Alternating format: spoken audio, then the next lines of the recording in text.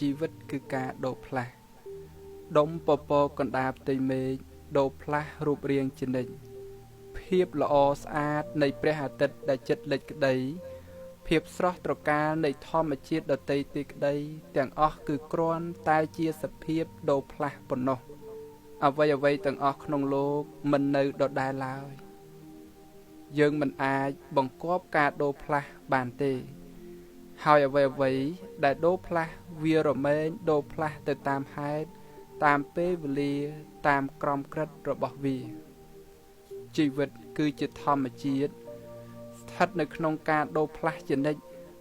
តាំងពីកើតរហូតដល់ស្លាប់គ្រប់វ័យ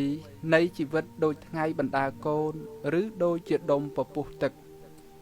យើងមិនអាចចាប់យកវ័យណាមួយបានឡើយតាមពិតសភាពដូរផ្លាស់ទាំងអស់របស់ធម្មជាតិគឺជាមាយាធម៌ជាបិសាចតែម្នាក់ពោលគឺទុកតែម្យ៉ាងសូមអនុមោទនា